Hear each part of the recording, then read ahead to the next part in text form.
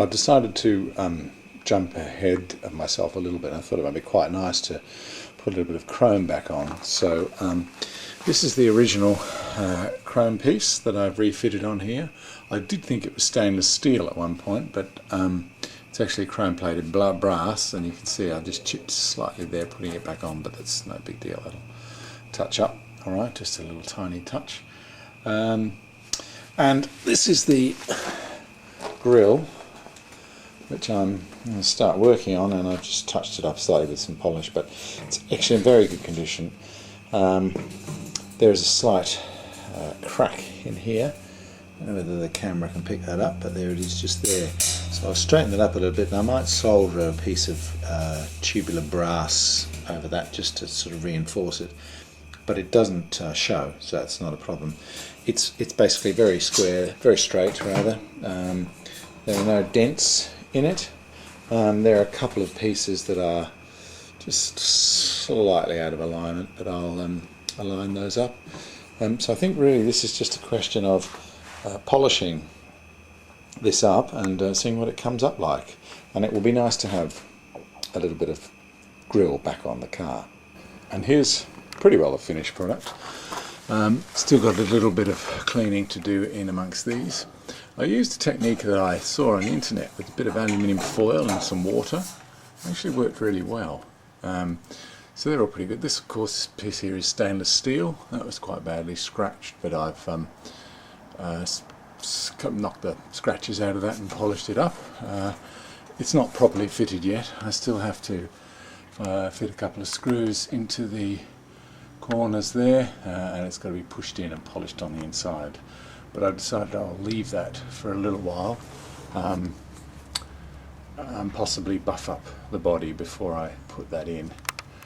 But it's pretty good, and it's really good not to have that all plated and everything. So it's the original chrome and in good condition.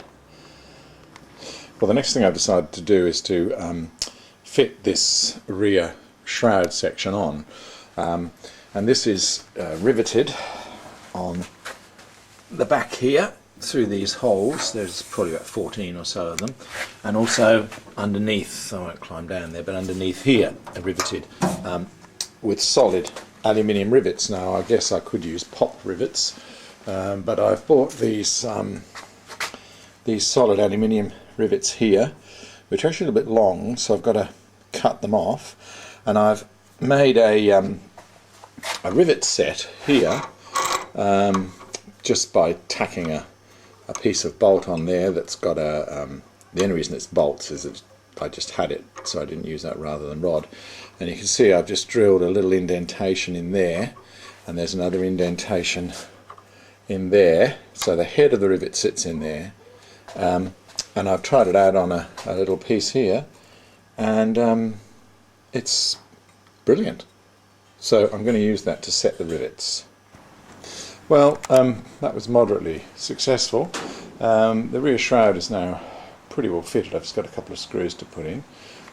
Held in place at the moment with these 3/16 pop rivets, which is what it had initially, and these are all in the original places, so that should fit. All the holes line up and everything. My rivet squeezer worked pretty well. This line along here was very difficult, and as you can see I've got a little bit of touching up to do.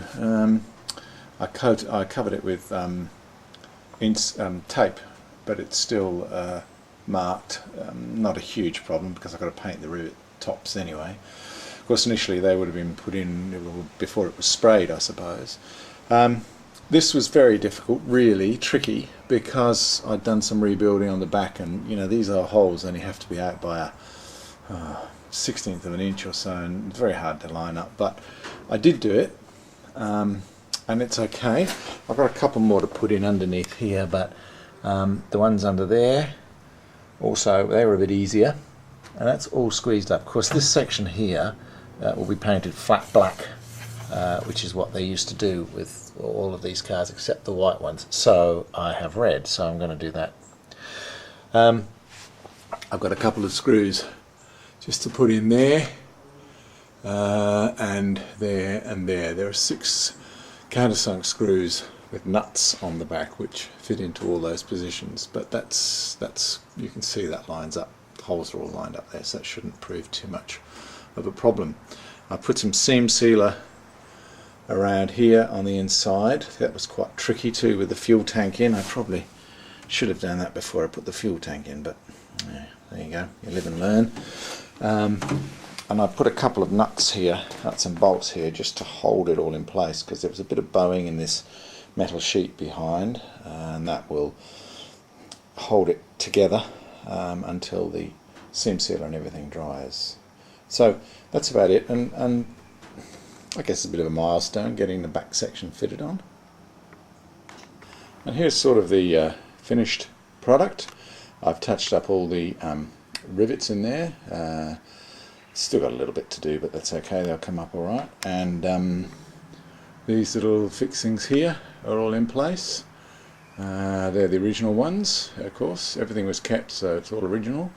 And underneath here I have just done the black stripe across the bottom, which is, I believe, what they did in the factory. Something to do with altering the lines. Also, because I fitted a new boot into this boot floor, there's some slight variation. It's actually a pretty good fit, and I did take time to make sure the shroud fitted properly before I welded it all in. I've got the new filler spout there in from AH Spares and the grommet, and I've just got to cut that bit of hose there and make up a joiner. So the back end is pretty good, really. Everything is fitted on and starting to look good.